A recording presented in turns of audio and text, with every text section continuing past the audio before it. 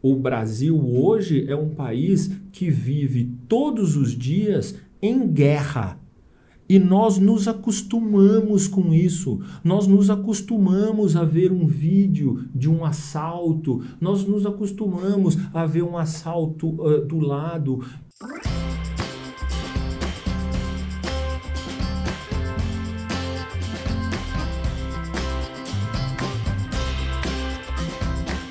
Olá, tudo bem? Esse é MKP Entrevista, eu sou Elaine Costa e hoje vai ser um episódio um pouquinho diferente, mas que vai ser extremamente importante para você, porque aqui a gente só traz informação relevante para você que é empresário ou que está pensando em empreender, porque a gente traz histórias, a gente traz inspiração e a gente traz também muito conhecimento especializado. E vai ser bem o caso hoje, porque hoje a gente vai conversar com o Dr. Leonardo Waterman, que é advogado especializado em direito criminal há mais de 20 anos e é sócio fundador do Waterman Sociedade de Advogados. Então hoje a gente vai conversar um pouco sobre esse tema que até hoje a gente não tinha falado, que é o direito criminal, né? E é muito importante pra gente porque às vezes nós empresários temos muitas dúvidas do que é, do que não é e como isso afeta a gente de alguma maneira. E hoje a gente vai entender um pouquinho melhor isso com a participação aqui do Dr. Leonardo. Seja muito bem-vindo. Obrigado, Elaine. É um prazer estar aqui com vocês. Muito obrigada por ter aceito o convite. Então, assim, a primeira coisa que a gente fala, né? A gente gosta de trazer histórias, né? Porque histórias inspiram. Então, quando a gente sabe que é possível, que outras pessoas já fizeram, a gente também entende que é possível pra gente. Então, eu gostaria que você contasse um pouquinho da sua jornada, né? Como que você começou, se você sempre quis ser advogado, ou se, de repente, foi um outro momento, uma outra ideia, alguma outra coisa que surgiu? Como é que foi isso? Elaine, você sabe que é muito curioso, né? Eu não tinha essa ideia de ser advogado. Eu sou do interior, né? Eu sou de uma cidadezinha próxima de Sorocaba. Meus pais moram lá até hoje, que chama Piedade. E quando eu vim para São Paulo a primeira vez, eu vim para fazer desenho industrial. Eu vim para fazer designer na Faculdade de Belas Artes.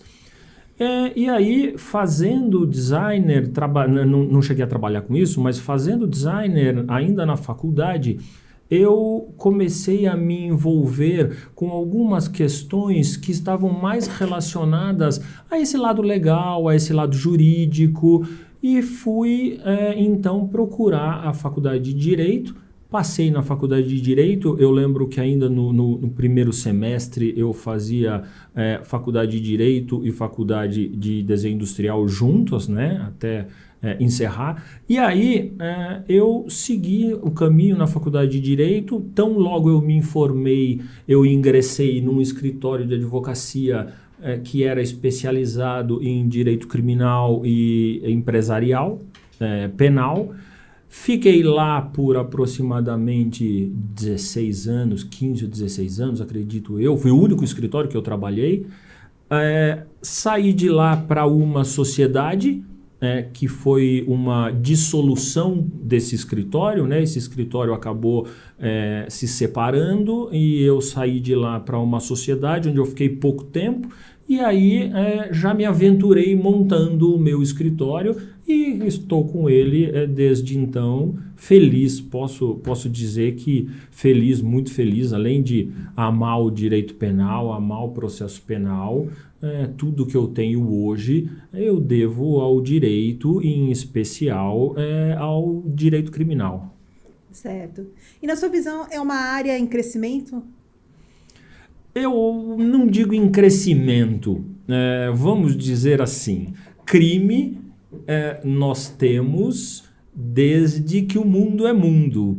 Crime nós temos desde Caim e Abel, né? Então, não é uma área em crescimento, é uma área que todos os outros ramos do direito, em um momento ou outro, acabam esbarrando. Então, se você tem problemas tributários, o resultado dos problemas tributários são os crimes tributários. Se você não resolve problemas previdenciários, os resultados acabam sendo os crimes previdenciários. Então, tudo que você faz no meio empresarial e você não resolve de uma forma ou de outra, o resultado, além da esfera administrativa, acaba sendo uma demanda penal. Então, eu digo que o direito penal, ele não está em expansão, ele é como se fosse um círculo que ele abraça as outras áreas e todo mundo que acaba fugindo um pouco daquele miolo acaba esbarrando na última barreira, que é o direito penal. É interessante. Faz sentido, realmente. Quer dizer, você tem muitos problemas, né? Que se você não resolve naquela instância lá no comecinho, como você falou, tributário, previdenciário e tal, aquilo pode ter um viés penal, né? Sim, sem dúvida, sem dúvida.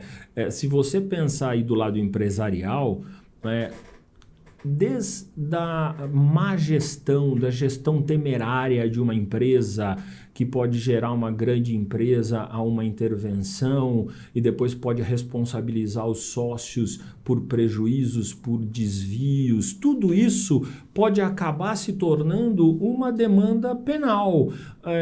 Envios de valores para o exterior, recebimento de valores do exterior, movimentações de dinheiro, movimentações de mercadoria de uma empresa para outra, notas que são emitidas de forma irregular. Tudo isso, se não estiver corretamente dentro da nossa legislação, acaba esbarrando em um tipo penal. E aí, dentro de uma legislação como a nossa, dentro de uma legislação tributária como a nossa, previdenciária como a nossa, trabalhista como a nossa, que são legislações terríveis, confusas, que deixam o empresário desesperado. A chance do empresário precisar de um criminalista é muito grande.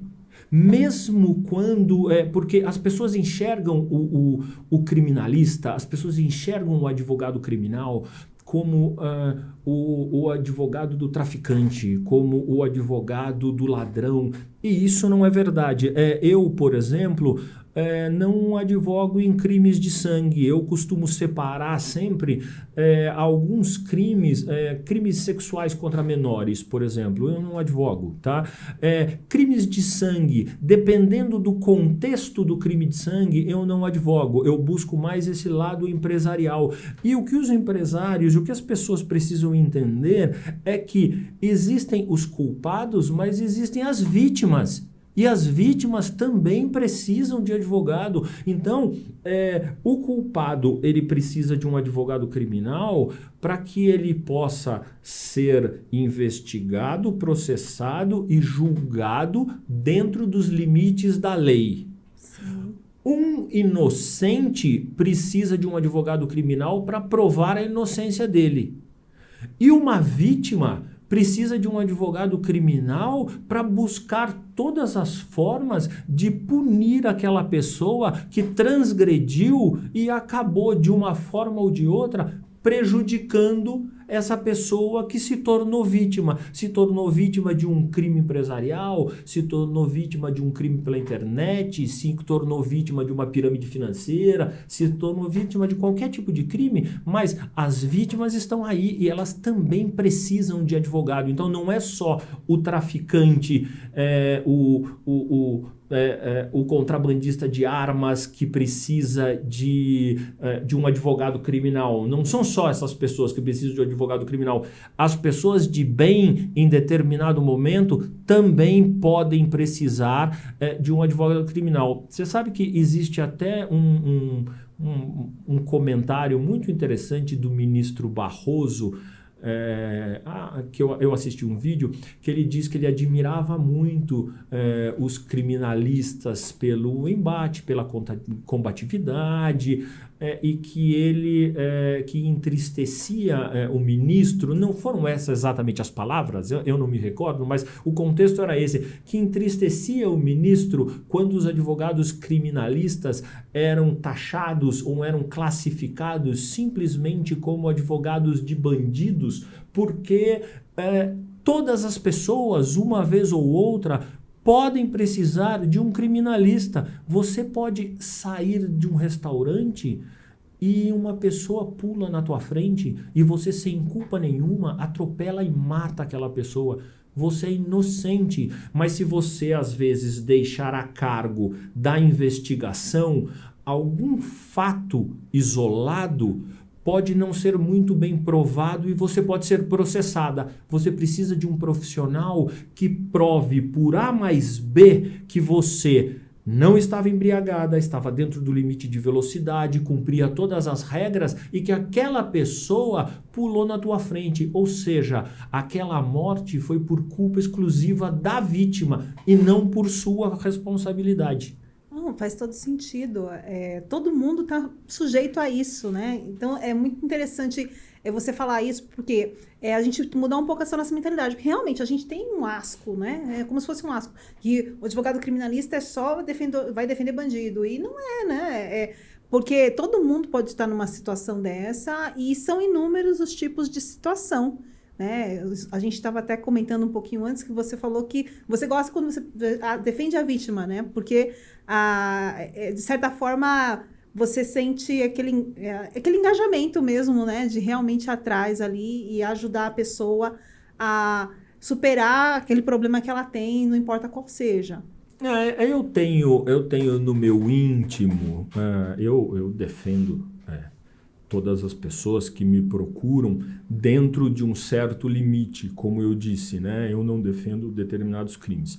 Mas eu tenho lá no meu íntimo uma certa alegria, um certo gostinho quando eu defendo uma vítima ou quando eu defendo uma pessoa ali extremamente inocente e que está sendo vítima de uma má defesa técnica ou de um erro de legislação. Você sabe que, sem citar nomes, mas citando um caso prático, nós tivemos um caso no escritório que me alegrou muito, que era um caso de um policial militar de outro estado, que ele, depois de sofrer um atentado, ele acabou, não recebeu ajuda do Estado, nunca recebe em equipamentos, essas coisas, e ele acabou comprando alguns equipamentos pela internet. Então ele comprou uma mola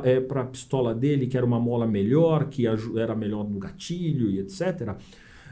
Então ele comprou e esses equipamentos foram parados pela Receita Federal e ele acabou denunciado no estado dele pelo crime de tráfico internacional. Imagina, ele era um policial militar, né? Tráfico internacional de armas e equipamentos de arma de fogo, pena gravíssima, né? E aí, estudando a legislação, nós verificamos que existia ali um erro na defesa. A defesa não havia se atentado para uma portaria e essa portaria retirava a responsabilidade, então ele não poderia nem ter sido denunciado. Nós levamos isso ao Ministério Público Federal, levamos isso ao juiz federal, eles entenderam e concordaram com aquilo e eu entrei com uma nova resposta à acusação e o juiz absolveu, o Ministério Público concordou e o juiz absolveu aquela pessoa sumariamente. Então veja a diferença na vida de uma pessoa. Eu acho que não tem nada melhor do que isso. Uma pessoa que estava se encaminhando para uma condenação com uma pena altíssima, queria impactar na vida da pessoa, na vida da família, na carreira da pessoa, porque certamente seria expulso da polícia,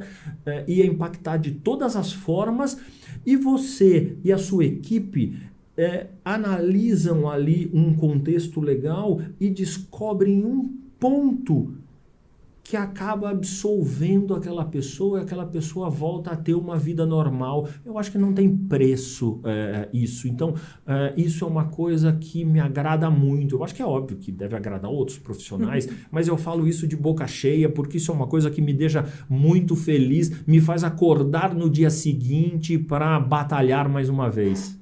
Acho muito legal. Nossa, para essa pessoa com certeza fez toda a diferença, porque Ele não devia nem estar dormindo, né, com uma situação dessa. Sem dúvida, sem dúvida. Quer dizer, ele foi fazer uma coisa com uma intenção e acabou com um viés completamente diferente do que ele estava imaginando. Exato, a polícia é muito negligenciada pelo Estado, né? Nós estamos acostumados aqui com o Estado de São Paulo, que é um estado mais rico, a polícia acaba sendo mais bem preparada, mas mesmo assim os salários são muito baixos, mas a polícia paulista tem bons equipamentos, boas viaturas, uma boa estrutura de trabalho. Não é a estrutura de trabalho ideal, mas tem uma boa estrutura de trabalho porque o Estado tem dinheiro, poderia melhorar muito mais, mas nós temos estados aí na federação que os policiais militares e os policiais civis, eles estão jogados às traças e são verdadeiros guerreiros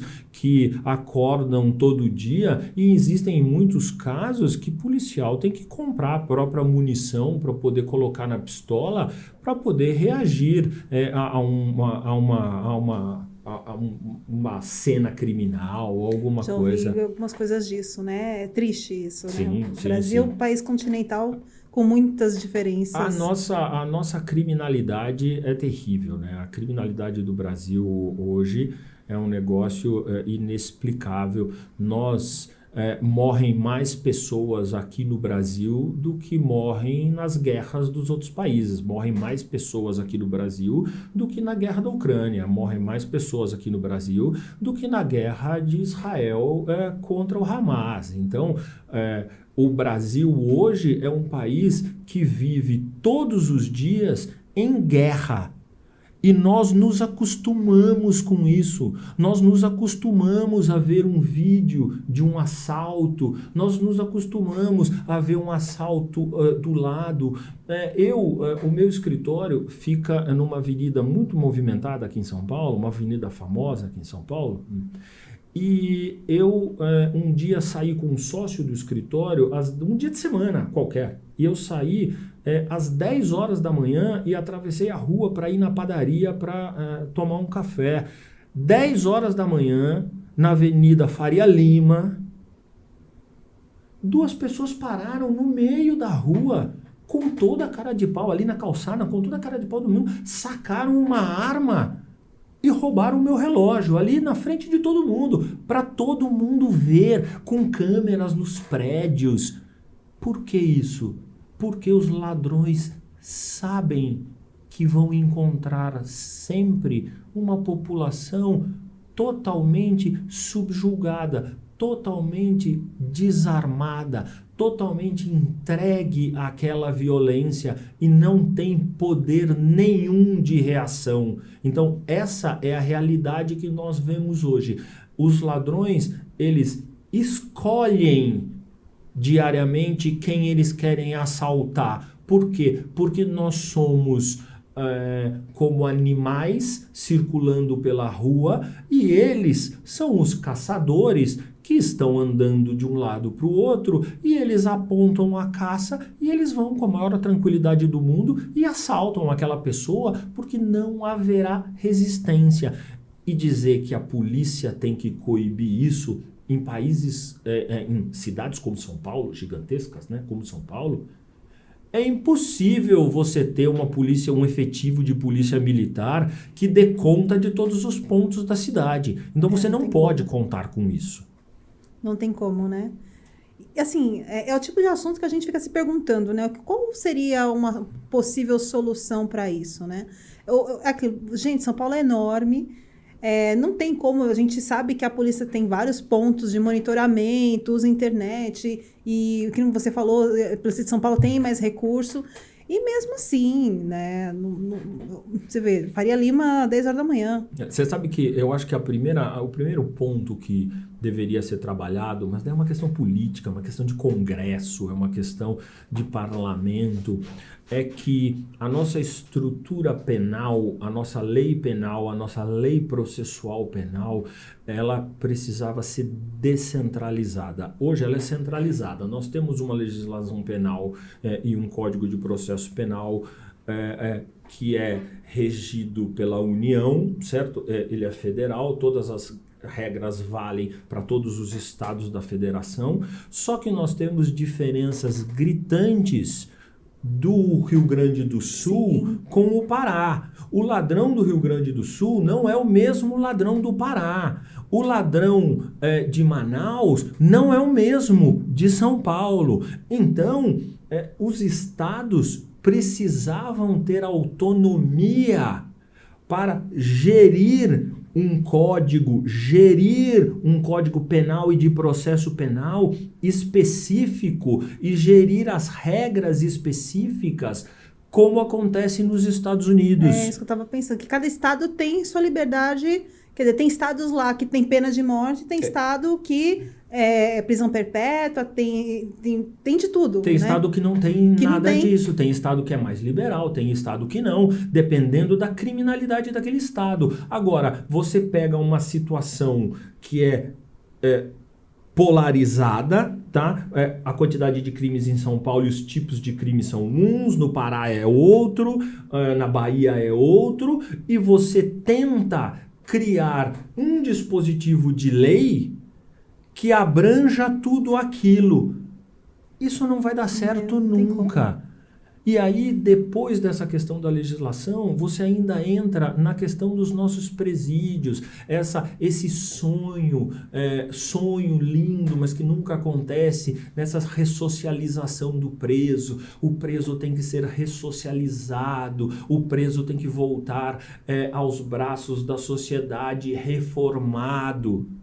Eu acho isso muito bonito, mas os nossos presídios são verdadeiros infernos. Você não ressocializa uma pessoa que foi presa. Você ensina aquela pessoa a se tornar um criminoso de verdade. É diferente. Agora a gente ouve, ele entra um ladrão de galinha e sai um especialista. Sai né? um especialista, tá? Então nós temos hoje aí no Congresso essa alteração da questão da saidinha, vai proibir, não vai proibir, é uma questão polêmica e eu já me posicionei dizendo o seguinte, que eu acho que mesmo como criminalista, criminosos que tivessem cometido crimes graves, crimes com violência, roubo qualificado, crimes como estupro, crimes como homicídio, crimes graves, crimes com violência.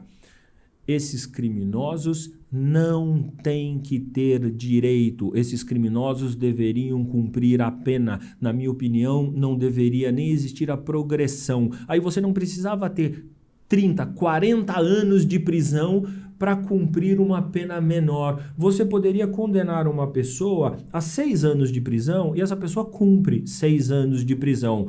E aí, criminosos que cometerem crimes sem violência, estelionato, crime contra a honra e outros crimes, e os crimes acabarem ensejando prisão, esses sim têm direito a progressões, ressocialização, tentativas de, pelo erro cometido, tentativas de voltar aos braços da sociedade. Mas o que se esquece no Brasil é o princípio da pena. Hoje tem essa política toda linda de tentativas e mais erros do que acertos, mas se esquece que qual é o princípio da pena? Primeiro, quando uma pessoa comete um crime, a primeira coisa para que serve a pena? A primeira coisa é para afastar aquela pessoa da sociedade e colocar a sociedade em segurança. A segunda coisa é mostrar para as pessoas em volta que poderiam cometer aquele crime, que se você cometer o mesmo crime, é isso que vai acontecer com você. E em terceiro lugar, é esse pensamento de vamos pegar essa pessoa e vamos ver o quanto nós conseguimos ressocializar essa pessoa. Só que aqui no Brasil, por uma questão apaixonada e cultural, se inverteu essa ordem. Se esquece essa questão de demonstrar o poder de punição do Estado. E a primeira coisa que se pensa é precisamos ressocializar os nossos presos. Não, nós precisamos dar a eles presídios dignos, possibilidades de que esses presos sejam tratados como pessoas, porque se eles forem tratados como animais, eles vão sair, obviamente vão atacar todo mundo, porque serão animais, tá? E aí, separar as pessoas que merecem o caráter punitivo e as pessoas que merecem uma reeducação. Isso precisa ser separado. Não, faz todo sentido. Você está comparando coisas muito distintas, né? Atitudes muito distintas. Então, um crime com violência é uma coisa... claro, é tudo crime, mas são naturezas diferentes, impactam a vida das pessoas de forma diferente, né? E você falou a questão dessa cultura que a gente está invertendo, né? Invertendo as coisas. Eu acho que isso no Brasil tem sido muito recorrente, né? Essa coisa da gente inverter, colocar a carroça na frente dos burros, né? Então fica alguma coisa... O que a gente sente muito é isso, nossa, o Estado está sendo mal porque ele está punindo uma pessoa que... o que a gente ouve muito que é um fruto do sistema. Né?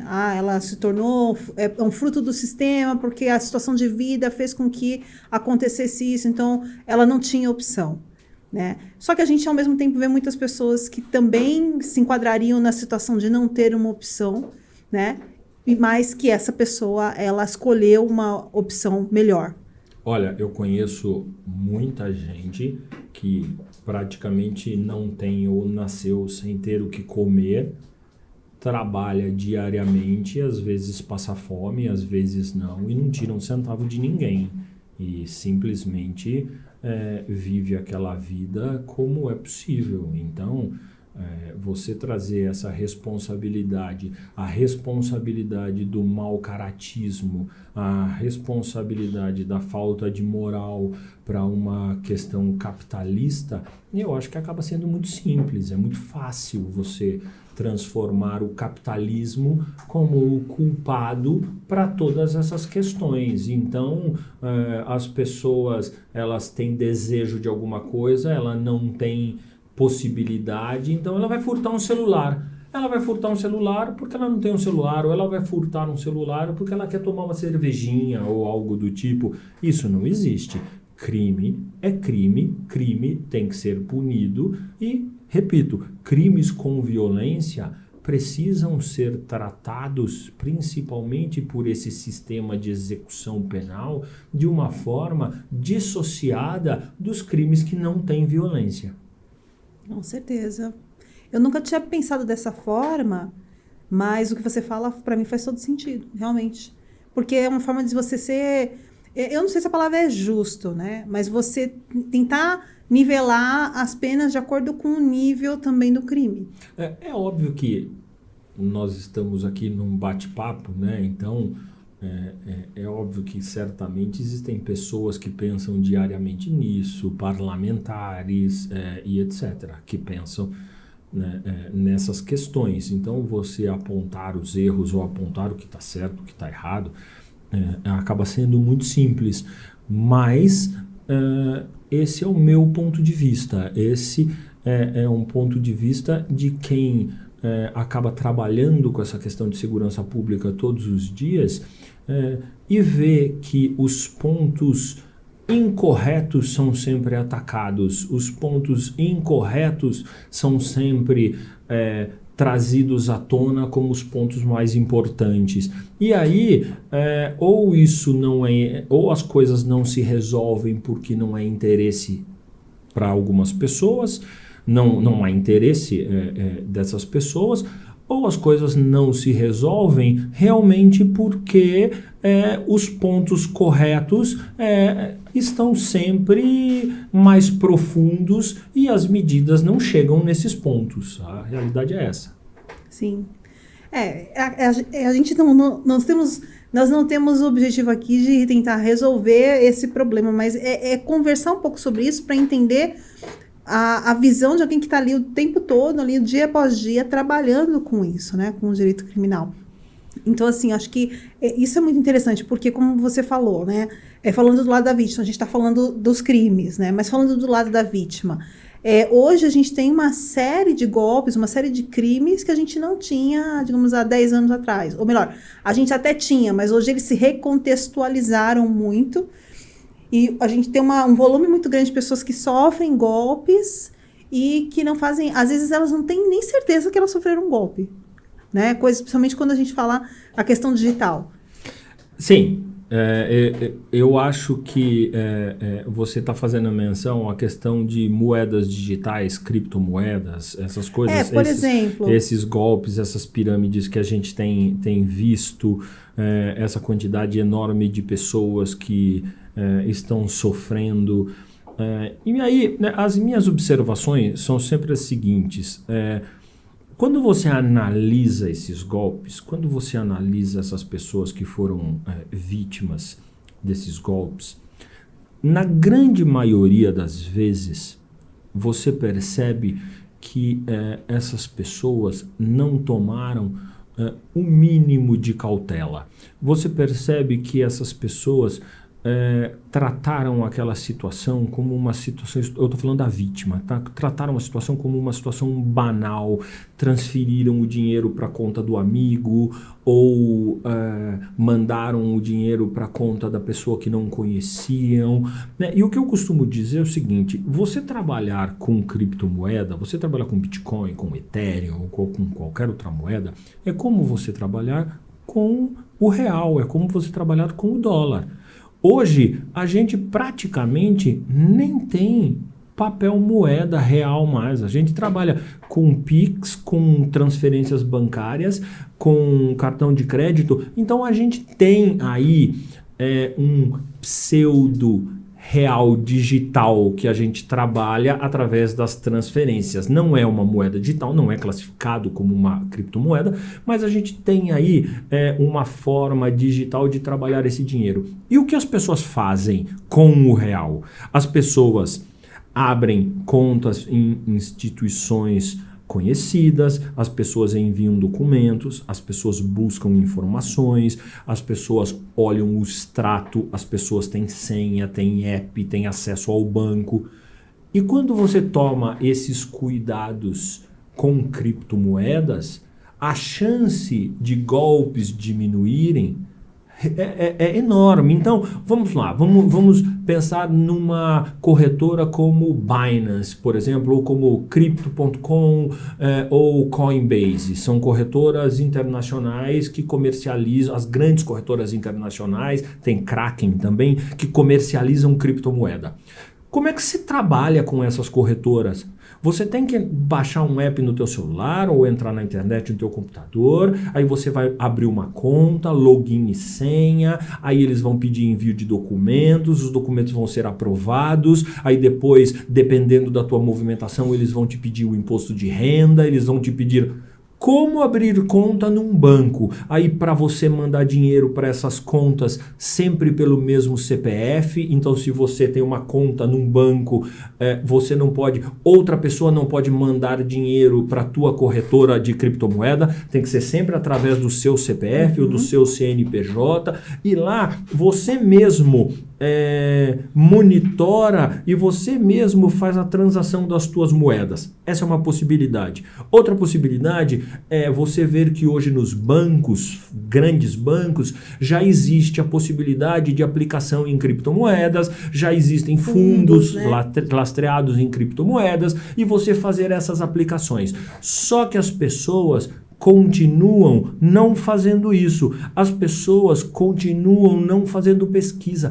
A internet está aí, o YouTube está aí. O YouTube é a segunda maior ferramenta de pesquisa e de alcance do mundo. E as pessoas não fazem pesquisas para saber o que é e o que não é, quem é verdadeiro, quem é falso. Então, acreditam muito no fulano que disse que, olha, estou ganhando dinheiro com criptomoeda. Ah, nossa, como é que você ganha dinheiro? Ah, eu aplico. Quer aplicar? Manda dinheiro para minha conta, eu aplico para você. E aí aquela pessoa fica te mandando planilhinhas falsas ou cria um app falso, porque qualquer pessoa pode entrar no YouTube e assistir um vídeo de como criar o seu app, tá? Cria um appzinho falso de aplicação, fica te enganando, tá? Esse estelionato digital fica te enganando e você fica mandando dinheiro e você acha que você tem lá 100 mil reais, 150 mil reais, 200 mil reais, e você não tem nada. E é aí que se formam as pirâmides. Uma pessoa vai dizendo para outra, e vai dizendo para outra, e vai dizendo para outra,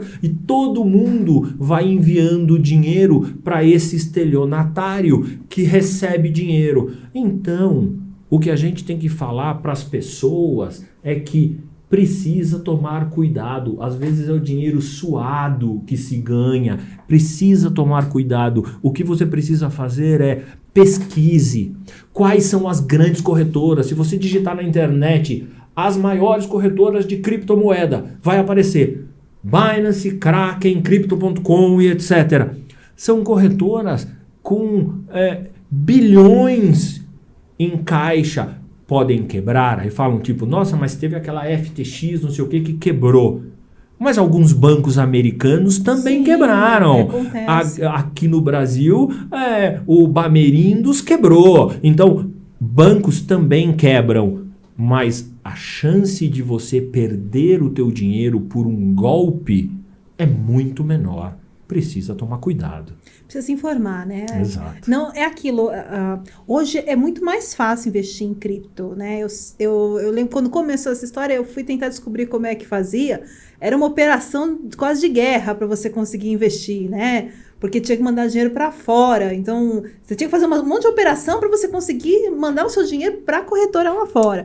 Hoje é muito mais fácil. Então, hoje no aplicativo aqui, com um pouquinho de paciência, você se cadastra, você tem uma conta, você manda o seu dinheirinho ali e tá no seu nome, né? É um outro mundo, assim. Vamos pensar que antigamente você investir em criptomoedas era como quando a internet começou. Então, você imagina como a internet começou ou como é hoje a Deep Web.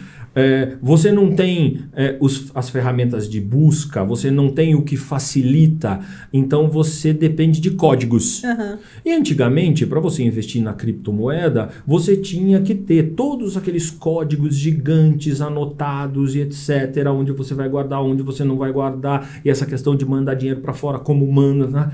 De repente isso foi tudo simplificado.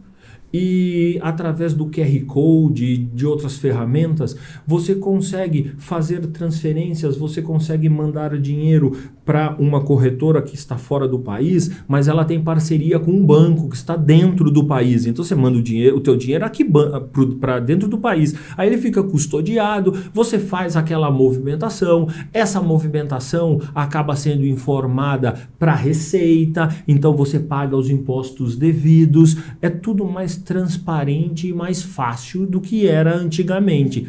Mas, como acontece com o sistema bancário, é um sistema bancário paralelo, é um sistema que veio para substituir os bancos. Eu não sei, até porque os bancos são inteligentes, eles vão acabar se adaptando, né? Mas você precisa tratar aquilo com a seriedade que merece. Criptomoeda também é dinheiro e as pessoas não podem simplesmente ir jogando fora e mandando dinheiro para outras pessoas e acreditando que vão ficar milionárias porque um corretor ou um fulano qualquer disse que vai fazer aquilo render 10, 15, 20% todo mês. E casos, por exemplo, assim, que a gente vê, NFT ainda é uma coisa que muitas pessoas ouvem, mas não sabem bem como comprar, onde usar. E aí também tem essa história de dizer, vamos juntar um grupo para comprar uma NFT que vai ter uma valorização, né, como se fosse uma obra de arte, alguma coisa assim. E aí, assim, você tem o mesmo problema, né, porque as pessoas não sabem operar com NFT, apesar que hoje também está bem mais fácil. O que acontece? Quando nós estamos falando, como você falou, obras de arte, etc. Então, quando nós estamos falando de criptomoedas, nós estamos falando, por exemplo, de Ethereum, do sistema de rede Ethereum, da estrutura que tem por trás, por que existe aquela criptomoeda, qual é o motivo da valorização, da desvalorização, você tem uma linha de raciocínio. Quando você está falando de NFT, de uma obra de arte, por exemplo, de um NFT, por exemplo, teve aquela obra de arte dos macaquinhos que ficou famosa, sim, Neymar comprou, um monte de gente comprou, aquilo de lá nada mais é do que pura especulação. É você fazer um desenho no papel, só que aquele papel é um código, tá? Que só vai ser seu, e eu digo para você o seguinte: olha, eu te vendo por 100. Você fala: eu compro por 100 e você vende para outra pessoa por 150. Ou você anuncia por 300. E é ali a especulação de um código que é uma NFT. Isso falando a grosso modo. Por quê? Porque se a gente for explorar o mundo da NFT, o mundo que existe nessas corretoras de criptomoedas, aí nós vamos ficar aí uma semana falando disso, porque é extremamente abrangente. Aí nós vamos entrar em bitcoins, altcoins, em outros tipos de moedas, NFTs, tokens e outras coisas. Então, aí a gente vai muito além disso. Mas eu acho que a mensagem é que pode parecer um pouco complexo, mas que vale a pena você estudar o mínimo para você poder aplicar e não saindo dando dinheiro para qualquer um, né? Sim, exato. E assim, é como abrir a conta num banco. É como abrir a conta num banco. É como você investir na B3, na Bolsa de Valores. Você abre uma conta numa corretora, você vai ter acesso a um home broker, você manda um dinheiro para lá e você vai comprar e vender as suas criptomoedas. Você pode comprar a criptomoeda, ela pode cair, você vai perder dinheiro, ela pode subir, você vai ganhar dinheiro. É basicamente isso, mas é possível que cada pessoa faça o seu. Você não precisa de outras pessoas. É óbvio que já existem corretoras no Brasil que são muito respeitadas, que trabalham com criptomoedas, sim, existem, mas cada pessoa pode fazer a sua própria movimentação. Você não precisa de fundo de bancos, você não precisa de nada. Você quer investir um pouquinho em criptomoeda? Baixa um app no seu celular, escolha uma dessas grandes corretoras, abra uma conta, coloque um pouquinho de dinheiro lá e brinque um pouco ali para você entender como é que funciona. Ou vá no YouTube e assista os milhares de vídeos que tem no YouTube de como operar, como usar Fibonacci, ou como usar outras regras de aplicação em bolsa de valores, em ações, em criptomoedas.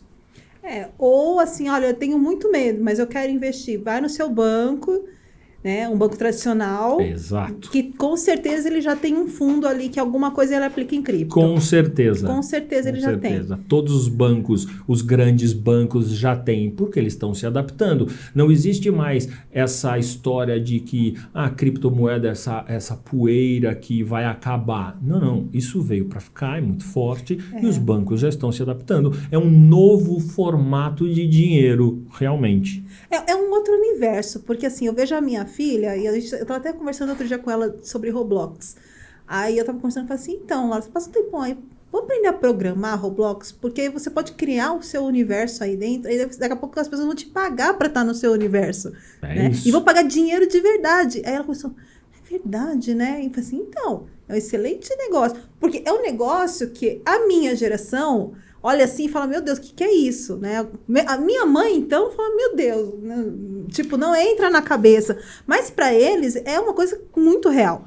Então, assim, olhar, poxa, o mercado realmente está mudando. A gente tem essa coisa da moeda digital, ela veio por conta disso, desse universo todo digital que se criou. E aí, pegando um gancho no que você está falando, eu vou trazer uma curiosidade até relacionada com o direito criminal. E aí a gente pode explorar isso daí no momento oportuno. Mas vamos pensar o seguinte, nesse mundo digital existem os metaversos, tá? Metaversos são mundos onde as pessoas vão criando o que querem, e existem metaversos já famosos em que empresas como Nike, Adidas e etc. vendem produtos nesse metaverso, jogos vendem produtos nesse metaverso.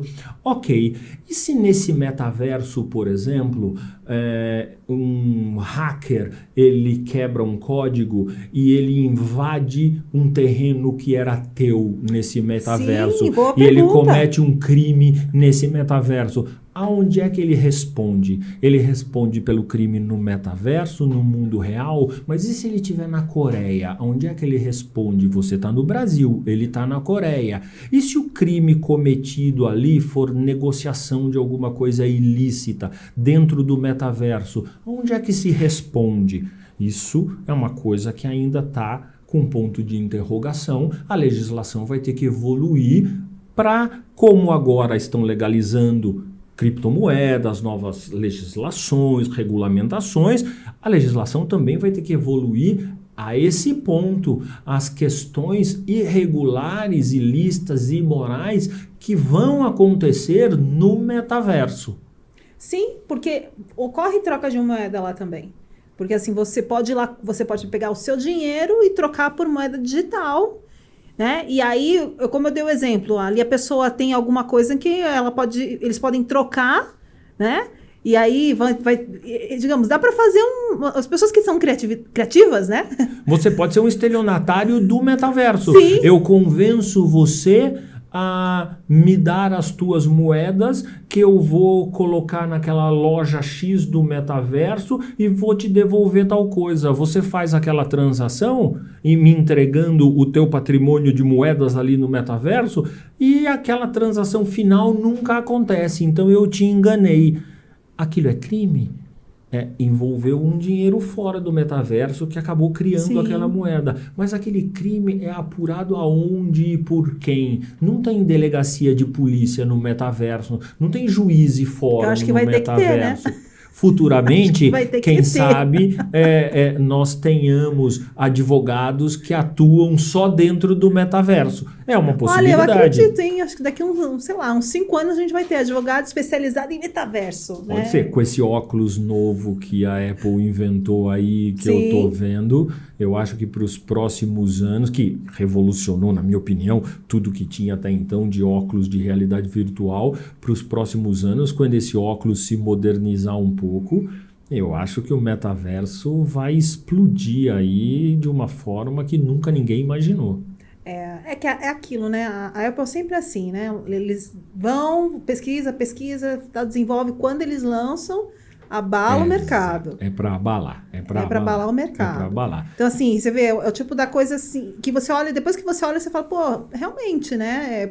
Por que não algo mais misto? Porque fica aquela coisa de ou é uma ferramenta que você só vai usar para o metaverso. Não, é uma ferramenta que você usar no dia a dia. Exato. Pra você trazer o metaverso para o seu dia a dia. Se você pensar, é uma ferramenta cara, mas eu conheço pouco ainda, mas ela substitui um computador. Vai substituir o celular, vai substituir Então você não tudo. precisa ter celular e notebook. Então, se você somar o preço de um celular e notebook e trocar por um óculos daquele, acaba não sendo tão...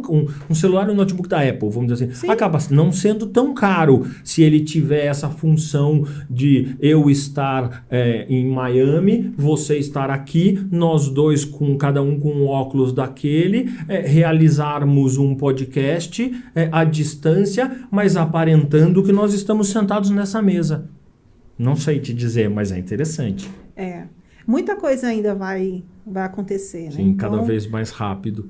E cada vez nós mais rápido. envelhecendo. Então, né? Pois é. Eu daqui a pouco faço 50 anos, então...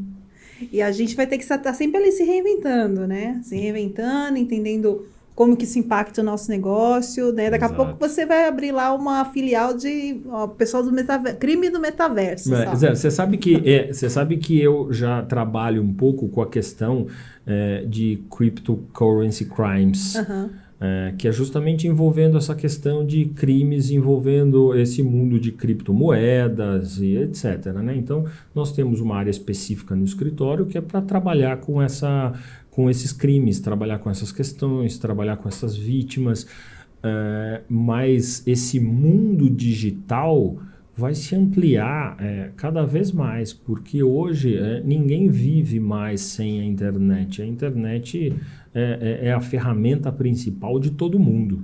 Sim. Né? E aí a gente nem fala de inteligência artificial, né?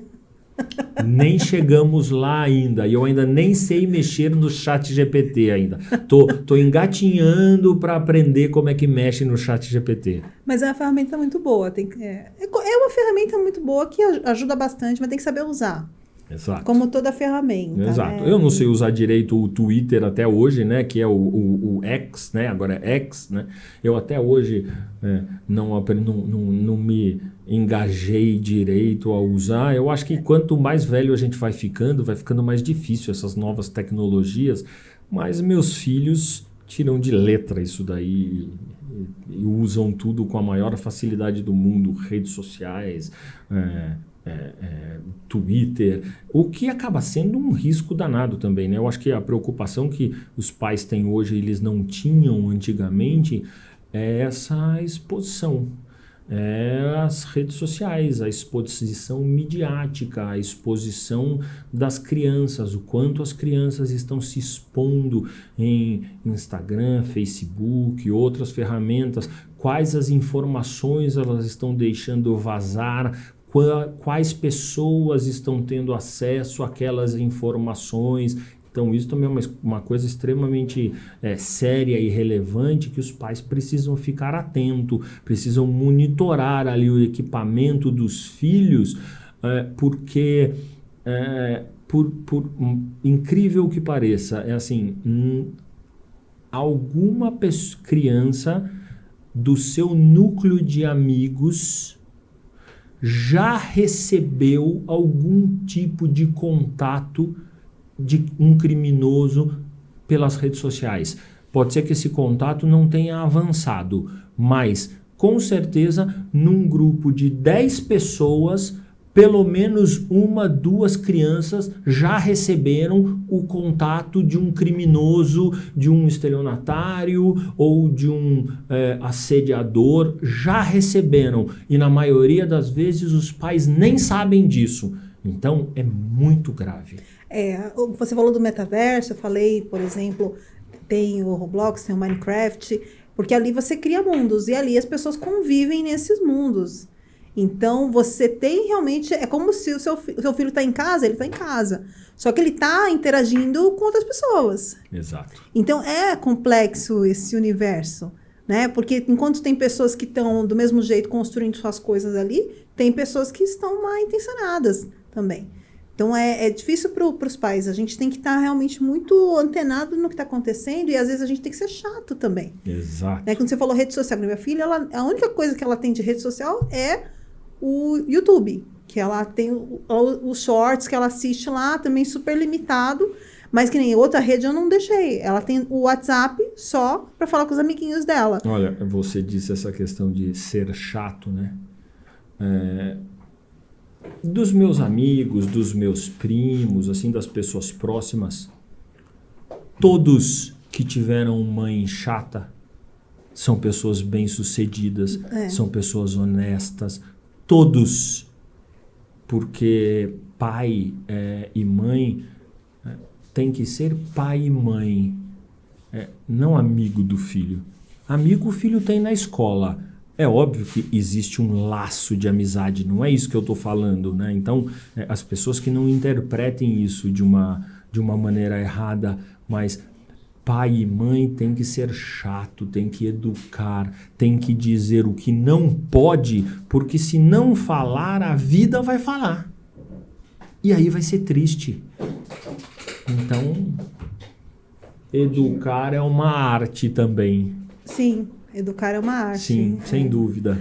Eu entendo, e é complicado porque a gente não quer ser chato. Só que assim, eu sei que a minha mãe era chata, entendeu? Então eu acho que é meio que papel da mãe e do pai ser chata. Porque amigos eles vão ter. Mas o chato é que é justamente a gente tem... Nós temos um papel em que a gente não precisa se preocupar com popularidade. Exato. Né? E hoje, eu acredito muito que hoje a gente precisa trazer os amigos para dentro de casa.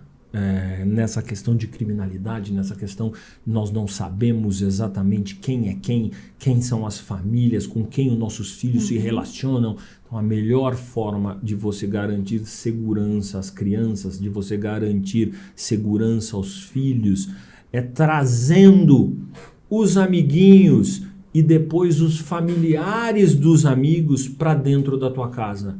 E quando o filho ou a filha começar a namorar, trazer o namorado e a namorada para dentro de casa, porque é isso que vai garantir a segurança de quem nós amamos, porque a rua está aí e a rua é violenta. Em São Paulo, apesar de toda a criminalidade, nesse núcleo que nós vivemos, desses Zona Oeste, essa ponta aqui da Zona Sul, nós ainda vivemos dentro de uma bolha. Por quê? Porque o que as crianças e as famílias sofrem na periferia da cidade é uma tristeza, tá? Porque essa violência que nós experimentamos aqui não é 1/3 da violência que as pessoas experimentam em Paraisópolis, em Heliópolis ou em outros locais mais afastados da grande São Paulo. Nossa, isso é verdade. A gente vê assim que é muito difícil hoje a gente querer julgar alguma situação, né? Eu falei por quê? Porque a gente entende que numa cidade que teoricamente deveria se ter situações muito mais parecidas, ou seja, estilos de vida muito parecidos, nós não poderíamos ter estilos de vida mais opostos, né? Pessoas vivendo, morando, trabalhando com uma diferença social tão grande, uma diferença de renda tão grande. Então, eu acho que isso acaba entrando até numa questão, quando a gente fala da parte de internet e tal, que hoje eu fiz uma entrevista, não tem muito tempo, que é com um rapaz, o Nino Denani, que ele é mago hermético, e ele comenta uma coisa super interessante, que é realmente, você para pensar, hoje, a gente teve a era da informação, né? Hoje a gente tem a era da opinião. Então, como a gente tem essa coisa dos canais digitais, a gente tem a impressão que a gente pode dar opinião sobre tudo, sobre todos, e ficar isento, não vai ter problema nenhum. E todo mundo sabe tudo. Dá opinião sobre tudo, de física não quântica. Sabe, né? Não, na verdade, não sabe, mas todo mundo acha que sabe tudo, tá? Inclusive nós. Tá? A gente vê determinado assunto, pesquisa determinado assunto, às vezes quer tomar um medicamento, às vezes quer entender por que está com dor de cabeça, então entra na internet, entra no Google ou assiste um vídeo e aí fica desesperado, porque quando você pergunta, estou com dor na parte frontal da cabeça, o que aparece ali te deixa desesperado. Sim. Você fala, eu vou morrer, né? Tá? Mas porque você acha que você sabe, você não precisa de um médico. E aí as pessoas acabam nessa ânsia de dar opinião, nessa ânsia de querer falar de tudo, querer opinar sobre tudo, as pessoas acabam ultrapassando uma linha do que é opinião e do que é difamação, do Sim. que é injúria, do que é calúnia, do que é ameaça, e as pessoas acabam cometendo crime. E às vezes as pessoas nem se atentam num comentário que estão cometendo um crime. As pessoas nem se atentam que determinada postagem está difamando um terceiro e que aquilo pode ser punido, sim, criminalmente. Então as pessoas acham que elas têm direito de dar uma opinião sobre determinado assunto e elas têm direito de falar sobre o fulano de tal, a fulana que trocou o namorado pelo outro rapaz na novela, e aí entram na rede social daquela fulana e chamam aquela fulana de todos os nomes e etc.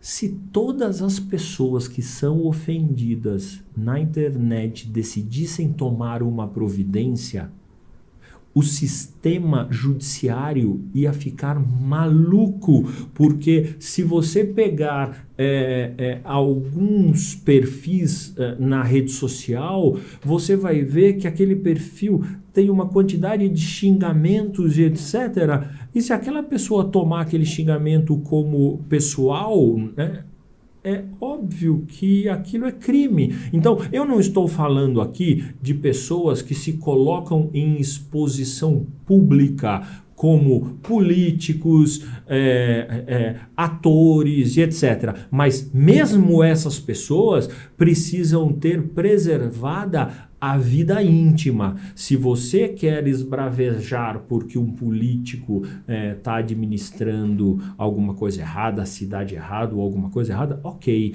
mas você precisa preservar a vida íntima dessas pessoas. Então, essa linha é muito tênue e as pessoas acabam ultrapassando essa linha e cometendo crimes. E não sabem que cometeram crimes e depois se assustam.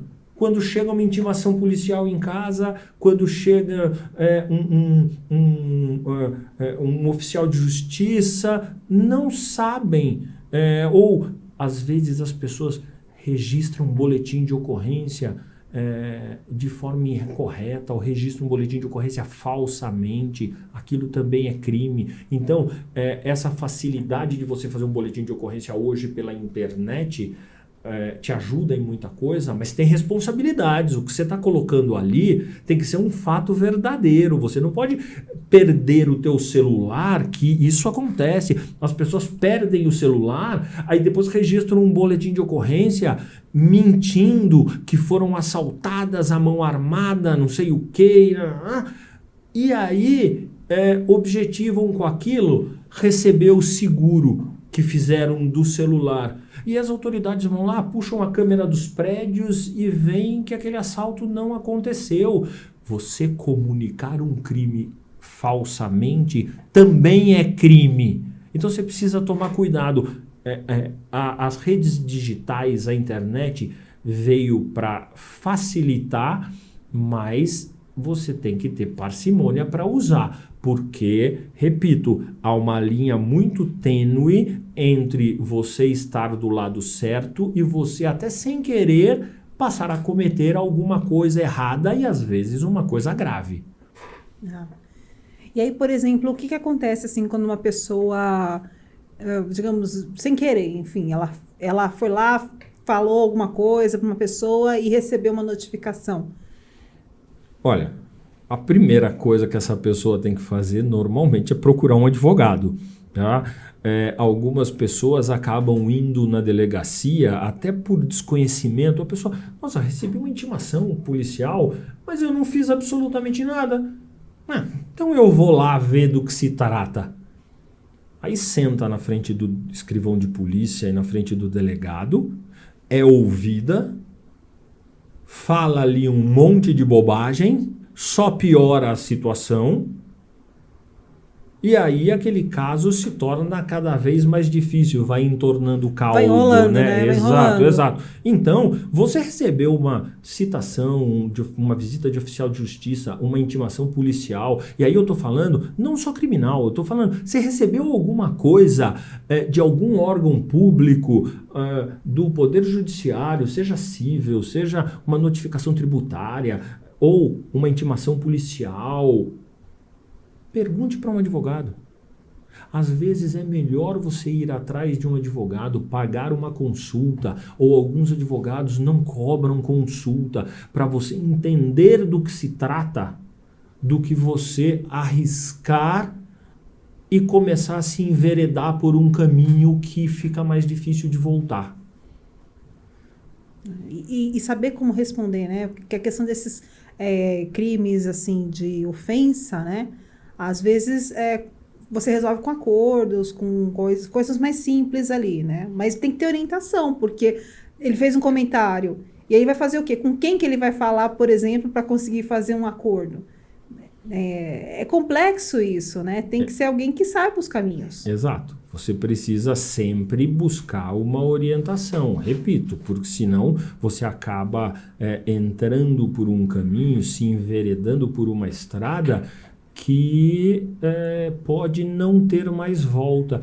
E às vezes é uma coisa tão simples, às vezes um pedido de desculpa basta. Às vezes você faz um acordo, como você disse, às vezes você explica que, olha, eu não tive essa intenção. Então, se você tomar as cautelas e se você procurar os profissionais e as pessoas adequadas, você acaba resolvendo o teu problema. Quando você está com dor de dente, você não vai no arquiteto, você vai no dentista.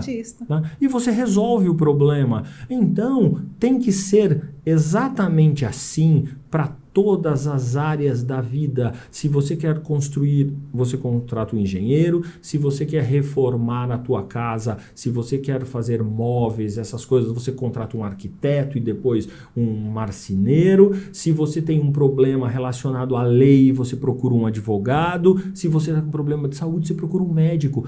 É assim, sempre foi assim.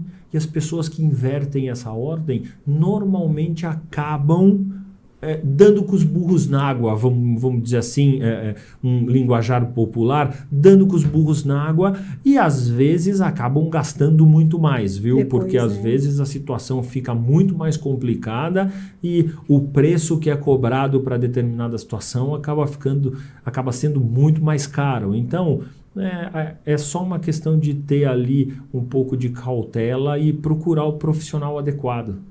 Legal. Muito legal. Muito assunto, né? Que a gente já muito assunto. Mas acho que a mensagem é: advogado não morde, né? Pode procurar. Exato. O advogado, ele não é o inimigo do cliente. Ele é o amigo do cliente. O advogado, ele é o padre que não usa batina. O advogado, os clientes... eles precisam ter em mente que o advogado não é juiz. O advogado não faz juízo de valor, não condena e não absolve ninguém. O advogado é a pessoa que ouve, explica os possíveis caminhos e acompanha o cliente naquela jornada se ele quiser o auxílio do advogado. Mas advogado não faz milagre, advogado não absolve quem é culpado. É obrigação do advogado absolver quem é inocente. Mas o advogado não consegue fazer milagres. O que ele consegue é sempre disponibilizar para o cliente a melhor defesa técnica possível, a melhor forma do cliente seguir aquele caminho que ele tem que seguir de uma maneira menos dolorida, de uma maneira com menos pedras, mas haverá sofrimento, haverá dor de cabeça, momentos bons, momentos ruins, sem dúvida, em todos os casos. Quando nós temos uma questão judicial de qualquer natureza, mas especialmente criminal, todo mundo perde. Ninguém nunca sai ganhando. Então, você só precisa tentar, você como vítima ou como autor, tentar melhorar a situação. Porque se você perdeu um parente querido e você contrata um advogado para ser um assistente de acusação e condenar o assassino, aquilo de lá só vai tapar um pequeno buraquinho da tua dor. E se você é um criminoso que seria condenado a 6 anos de prisão, mas por competência do teu advogado, algumas coisas ali foram apontadas e você foi condenado a só 5 anos de prisão, você ainda vai ter que ficar 5 anos preso. Seu advogado te auxiliou mostrando ali na justiça o que é correto para que o cliente tenha uma pena justa. Mas, repito, todo mundo sempre perde. Não tem como evitar isso. É verdade. Muito legal, assim, a conversa, eu sempre aprendo muito, né, mas assim, acho que tem muito assunto aqui que faz a gente pensar bastante, né, faz a gente refletir sobre como aplicar isso na nossa vida e lembrar que as nossas ações têm consequências, né, e que podem chegar a ter uma consequência até penal. Então, é importante sempre ter... Acho que é uma coisa do sangue frio, né? Todo mundo pode ter, como exemplo que você deu de você sair de um restaurante e atropelar alguém e essa pessoa morrer, né? E essa pessoa jogou na frente do seu carro. Mas até explicar tudo isso, né, você precisa ter auxílio de alguém que vai te ajudar a contar essa história de um jeito que mostre que você não teve a culpa, né? E é muito complicado. Exato. Muito complicado isso, Exato. Se fosse simples, eu acho que todo mundo faria, vamos dizer assim. As profissões são complicadas, as profissões nos deixam desconfortáveis. Isso que é simples para vocês aqui, esse trabalho todo incrível que vocês fazem, que para vocês pode parecer extremamente simples, para nós que estamos aqui, a gente olha e a gente não imagina nem por onde vocês começam, porque é uma complicação. Para quem vê, é uma complicação enorme, e vocês tiram de letra, mas porque vocês são profissionais, então não adianta querer fazer isso em casa, sabe aquele negócio de não faça isso em casa? É isso, não seja em casa o profissional que você não estudou para ser. Eu acho que isso é o mais importante. Com certeza. Olha, doutor Leonardo, muito obrigada por ter aceito o convite, foi uma conversa incrível. E eu queria pedir agora para você deixar um recado para o pessoal, falar um pouquinho, assim, fazer a sua chamada, né, o seu jabá, e aí falar como as pessoas te encontram, o seu Instagram, o seu site e tal. Leonardo Waterman, eu sou criminalista, como nós falamos aqui no programa. Eu tenho um Instagram que é Leonardo Waterman. As pessoas podem me encontrar também pelo e-mail leonardo@wa.adv.br ou me visitando no escritório que fica na Faria Lima, ou elas conseguem o endereço através do site www.wa.adv.br. Muito bacana. Então, muito obrigada por ter aceito o convite. E com certeza a gente tem alguns assuntos que a gente queria falar, mas... Sem dúvida. Vai ficar para a próxima edição. Eu estarei aqui quando me chamarem. Muito obrigada, viu? Eu que agradeço, Elaine. E eu espero que você tenha gostado, como eu gostei. Assim, eu sempre aprendo muito. A gente precisa ouvir algumas coisas, assim, refletir mesmo, trazer para a nossa realidade, entender aquilo que faz sentido para a gente. E assim, eu acho que a melhor forma de aprender, pelo menos, eu gosto de aprender com histórias. Eu gosto de aprender ouvindo as pessoas e a vivência dessas pessoas. Eu acho que quando a gente passa de uma certa idade, é muito mais interessante, muito mais emocionante a gente aprender com as outras pessoas, com as histórias delas. Então, eu espero que você tenha gostado tanto quanto eu. Se você gostou, então se inscreve, né? Curte aqui e manda também para algumas pessoas que você entende que vai fazer sentido. Eu vou ficando por aqui e até o próximo episódio.